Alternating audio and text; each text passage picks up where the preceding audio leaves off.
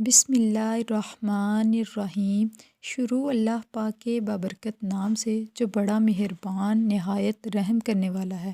السلام علیکم ورحمۃ اللہ وبرکاتہ۔ ناظرین اکرام، آج کی ویڈیو میں ہم ذکر کریں گے حضرت ادریس علیہ السلام کے بارے میں۔ چونکہ حضرت ادریس علیہ السلام کثرت سے پڑھا کرتے اور پڑھایا کرتے، جس کی وجہ سے آپ کا لقب ادریس ہوا۔ علم نجوم آپ کے معجزات میں سے ہے۔ وہ زمین پر عبادت کرتے اور ان کو فرشتے آسمان پر لے جاتے۔ حضرت ادریس علیہ السلام سارا دن کپڑے سلائی کرتے اور سینہ مبارکہ میں تسبیح پڑھتے رہتے اور کسی سے سلائی کرنے کی اجرت بھی نہ لیتے۔ ایک روز کا ذکر ہے کہ وہ اپنے کام سے فراغت پا کر بیٹھے تھے کہ اسی وقت ان کے پاس ایک شخص آیا جو کہ ان کے پاس آ کر کھڑا ہو گیا۔ حضرت ادریس علیہ السلام روزے کی حالت میں ہوتے۔ جب شام ہوتی تو آپ افطار کرتے۔ آپ کا کھانا جنت سے آتا تھا، جس قدر چاہتے کھا لیتے، باقی کا کھانا جنت میں چلا جاتا۔ اس دن کھانا جب جنت سے آیا تو حضرت ادریس نے وہ کھانا اس مسافر کو پیش کر دیا۔ مسافر نے کچھ نہ کھایا، قدم پر قدم رکھ کے عبادت کرتا رہا۔ حضرت ادریس علیہ السلام ان کا یہ حال دیکھ کر متعجب ہوئے کہ یہ کون شخص ہے۔ جب روزہ روشن ہوا، حضرت ادریس علیہ السلام نے ان سے کہا، اے مسافر، تو میرے ساتھ چل کے خدا کی قدرت صحرا میں جا کر دیکھ۔ تب دونوں بزرگ گھر سے میدان کی طرف نکل پڑے۔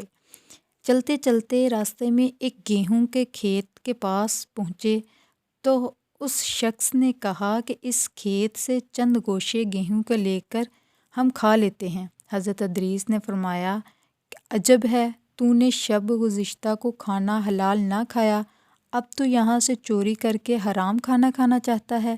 پھر وہ وہاں سے دونوں بزرگ ایک دوسرے باغ میں جا پہنچے۔ وہاں بھی انگور دیکھ کر اس مسافر نے کہا کہ یہاں سے کچھ کھا لیتے ہیں۔ حضرت ادریس نے فرمایا، تصرف ملک غیر میں حرام ہے۔ پھر جاتے جاتے ایک بکری کو دیکھ کر اس مسافر نے کھانے کا ارادہ کیا۔ پھر حضرت ادریس علیہ السلام نے کہا کہ کسی کی اجازت کے بغیر اس کی بکری کو ذبح کر کے کھانا ممنوع ہے۔ پھر اسی طرح سے 3 روز تک دونوں باہم گفتگو کرتے رہے، جبکہ ادریس علیہ السلام نے معلوم کیا کہ یہ کون شخص ہے، بنی آدم سے معلوم نہیں ہوتا۔ تب حضرت نے فرمایا، خدا کے واسطے ظاہر تو کرو کہ تم کون ہو۔ اس نے عرض کیا کہ میں عزرائیل علیہ السلام ہوں۔ تب حضرت ادریس علیہ السلام نے فرمایا، بھائی، کیا سب مخلوقات کی جان تم ہی قبض کرتے ہو؟ انہوں نے کہا کہ ہاں۔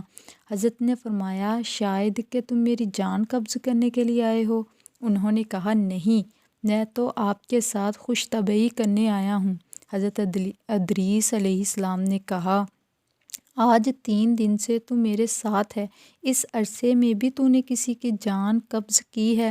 وہ بولے کہ فرشتے نے کہا کہ کل جان قبض کرنا ہمارے ہاتھ میں ایسا ہے جیسا کہ تمہارے دونوں ہاتھ کے نیچے روٹی رکھی ہو، یعنی جس کی موت آتی ہے اللہ تعالیٰ کے حکم سے ہم ہاتھ بڑھا کر اس کی جان قبض کر لیتے ہیں۔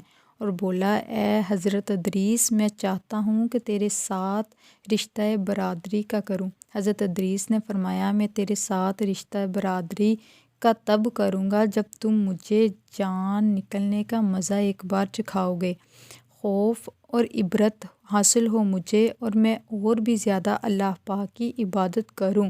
ملک الموت نے کہا، بے رضائے الہی کسی کی جان قبض نہیں کر سکتا۔ تب حضرت ادریس نے اللہ پاک کی بارگاہ میں عرض کی، حکم ہوا کہ حضرت ادریس علیہ السلام کی جان قبض کرو۔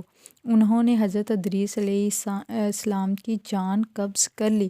پھر ملک الموت نے اللہ پاک کی بارگاہ میں دعا مانگی، پھر اللہ تعالیٰ نے ان کو زندہ کیا۔ حضرت ادریس علیہ السلام نے اٹھ کر ملک الموت کو اپنی گود میں لے لیا۔ دونوں نے آپس میں رشتہ برادری کا لگا لیا۔ پھر ملک الموت نے ان سے پوچھا، اے بھائی، جان نکلنے کی تکلیف کیسی تھی؟ وہ بولے، جیسے کسی زندہ جانور کی کھال سر سے پاؤں تک کھینچی جاتی ہے۔ ملک الموت نے کہا، اے بھائی، قسم ہے رب العالمین کی، جیسا کہ میں نے تیرے ساتھ احسان کیا ہے ایسا کسی کے ساتھ نہیں کیا۔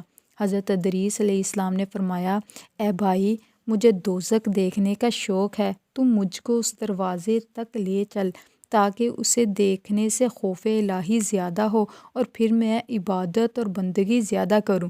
تب ملک الموت نے خدا تعالیٰ کے حکم سے ان کو 7 طبقے دوزخ کے دکھائے۔ پھر حضرت ادریس علیہ السلام بولے، اے بھائی، مجھ کو جنت دیکھنے کی آرزو ہے، اسے دیکھ کر خوشی حاصل کروں گا اور عبادت زیادہ کروں گا۔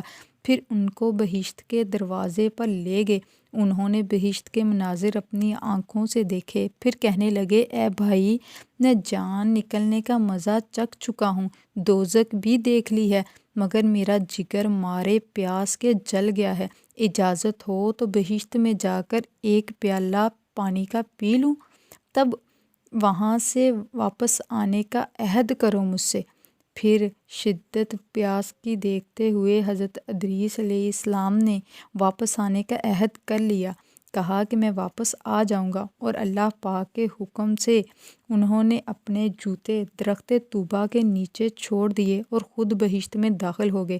کیونکہ عہد کیا تھا باہر آنے کا، تو اس لیے آپ تھوڑی دیر بعد جنت سے باہر آ گئے اور اپنی نعلین کو درخت طوبہ کے نیچے جو چھوڑ کر گئے ہوئے تھے وہ لی اور دوبارہ بہشت میں چلے گئے۔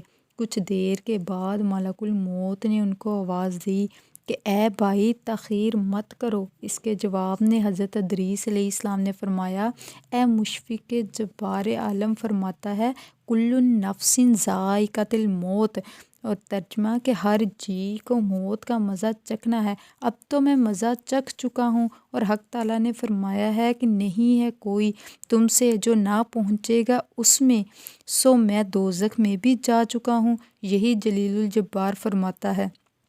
اور کہا کہ نہ پہنچے گی وہاں ان کو کچھ تکلیف، اور نہ ان کو وہاں سے کوئی نکالے گا، یعنی جو بہشت میں گیا پھر وہ باہر واپس نہ آئے گا۔ اے بھائی، اب ہرگز باہر نہیں آؤں گا۔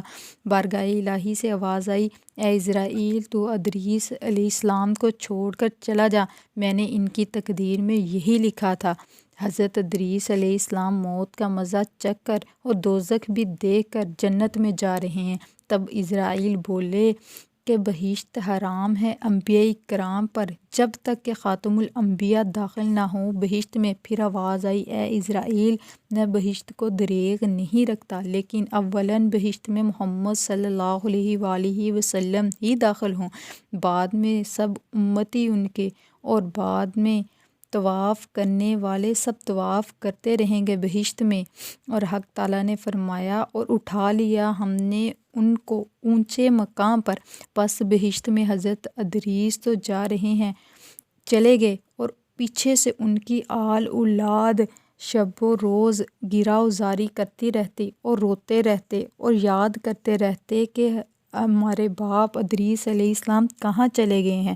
تو ان کی گراں زاری دیکھ کر ایک دن شیطان ان کے پاس آیا اور کہا، تم مت رویا کرو، تمہارے باپ کی سی ایک صورت میں بنا دیتا ہوں، تم اس کو شب و روز دیکھنا اور اس کی عبادت کرنا، اس سے تمہارا سب درد و دکھ اور غم جاتا رہے گا اور تم سب خوشی سے رہو گے۔